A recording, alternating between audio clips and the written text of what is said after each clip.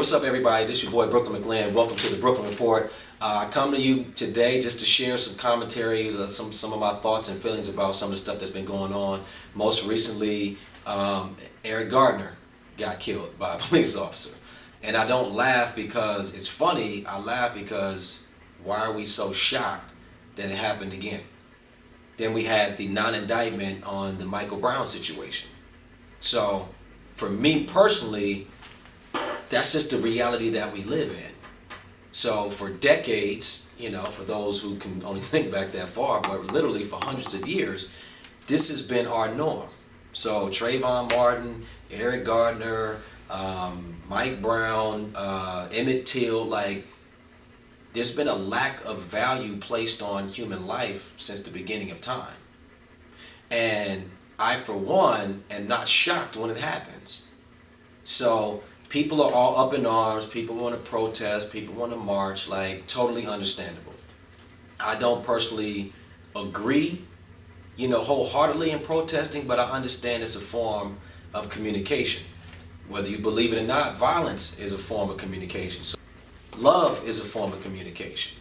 So when people are like, why are people rioting, why are people looting, it's a form of communication. Is it effective, in my opinion? Not very, but I'm not mad at people that do it because maybe they feel like it's their only way to speak. When somebody said to me that, we should boycott Black Friday, I said, it's not enough. I think, some of us need to just do our homework and do our history. The Montgomery bus boycott lasted for a year. You guys want to not shop for a year? I'll sign up. You want to march for a year? I'll sign up. You want to not buy gas for a year? I'll sign up. You want to carpool? We want to do, help each. I'll sign up. One day, get away from me. That's not enough. I'm not mad. Just don't look at me sideways when I'm not joining the pilgrimage. So for those of us that know other ways, which I consider myself, it's we have to start speaking out. We have to start standing up and being accountable to others that don't know other ways of doing things. Socrates has a quote, and I have it down here. It says, "The secret of change is to focus all your energy not on fighting the old, but on building the new." So right now, everybody's fighting against the system. Marching, protesting, civil disobedience, rioting against the system. And I, for one, that's not effective. At some point, will people come, sit down and talk to you about it because you've been burning everything down? Probably. But they just going to give you a Band-Aid. We've been getting Band-Aids for 300 years. It's isn't it time for some more lasting change? So I agree with this quote wholeheartedly. My idea is to focus your attention on what you can control, which is yourself.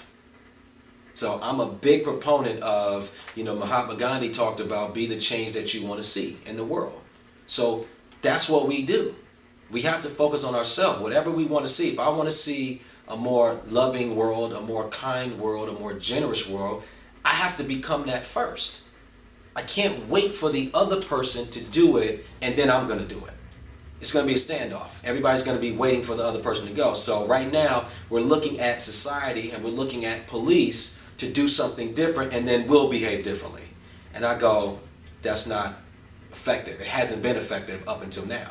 So what we can do is start to value our own lives, right? Start to control the images that we see or our children see. We have to start leading by example, not talking and then doing something different, but actually showing by example to our children because they're only looking at us. They're looking at us and they're following what we're doing, not what we're saying. So if I'm telling them not to be abusive to a woman as a man, and then I go be abusive, they're going to do what they saw me do, not what I said not to do. I truly believe it takes a village to raise a child.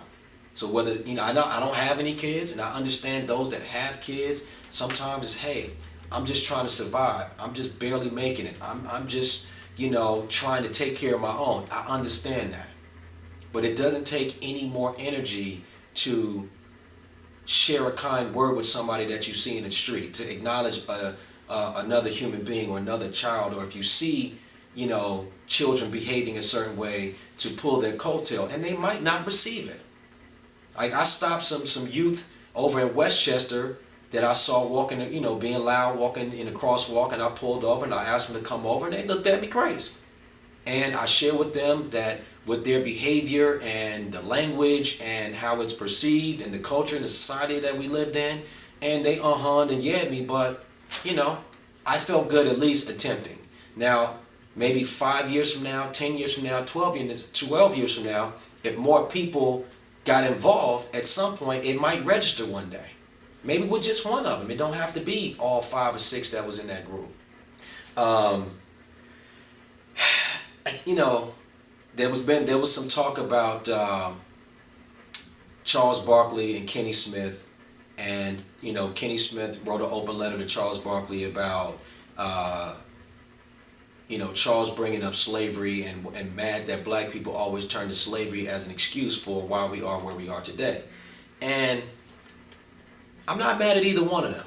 Like, I understand that slavery plays a big part in what's manifesting today. But I agree in the sense of we shouldn't always turn to that when we're talking about why we are the way we are. It's like, at what point do we stop talking about it and just start to do something different? Okay? That's my opinion about it. Now, to piggyback that,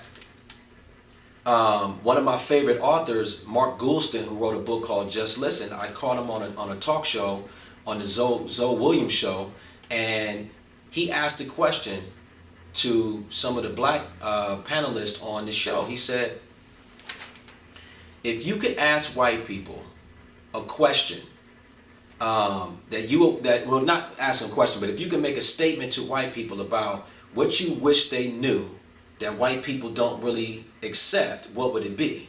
And first thing I thought about was slavery.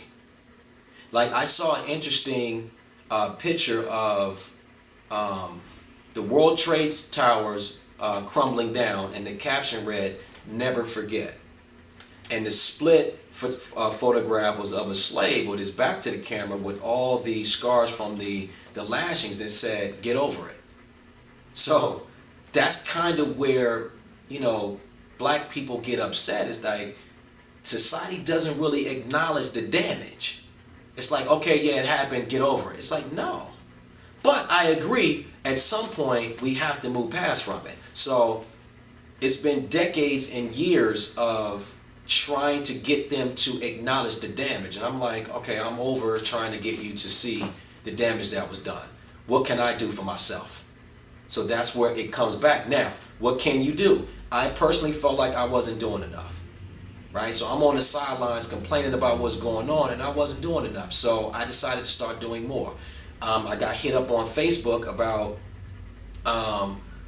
expound on your ideas about, how we can do more. The people that know better should be doing better. I'm like, mentor somebody. Go coach a sports team. Go stop random youth in the street and just have a conversation with them. Acknowledge people. Like, people talk about random acts of kindness. I'm like, make it an intentional act of kindness. We see people every single day at the gym, at the grocery store, in our neighborhoods, in our apartment buildings, and never speak. Like, what is that? Like, what if we just stopped and said hi? What if we asked somebody how they were doing? What if we just acknowledged people? That will cause a chain reaction. If everybody did that, if everybody just grabbed one person as a project to help, and I'm not saying everybody wants to be helped, but just because, some people are determined to be idiots doesn't mean that we shouldn't continue to try to reach those that actually want to be reached. Sometimes people don't know how to communicate that they need and want help, right? We have to do different things. A buddy of mine, Will Smith, and I don't say his name to name drop, but I say it because the guy really has an understanding about how to do things differently. I had a conversation with him one time, and I was complaining about relationships. And he, long story short, he asked me, have I read any books on relationships? I said none. He said, had I read any books on communications? I said, none. Have I gone to any workshops or any seminars on how to feel and express or speak or do anything differently? I said, no. He said, how in the hell do you expect to garner a different result when you don't know how? So all of us are doing the same things over and over, expecting a different result. That's insanity by definition. So we have to read the books. You have to go to the seminars. You have to talk to people that are doing something different. Is a learned behavior. Take that information on, and so you can start to do something different. So I called my buddy up. I was like, "Yo, I'm gonna help you come coach your basketball team." I created a life strategy meetup group where people can come and we could just, as mature adults, non-judgmental environment, just discuss things that happen in our lives and give each other other ways of going about accomplishing the things that we want to do. This right here, the Brooklyn Report, the blog that I have, like the post on Facebook that you guys are seeing, and Twitter and Instagram. It's like wherever you are, just start. But in the process, seek some new information. Like, people have been here for thousands, hundred thousands of years, and there are no new problems. Your problems are not unique to you. So pick up a book. Somebody's written a book with a solution. You know, there's many ways of accomplishing new and better things.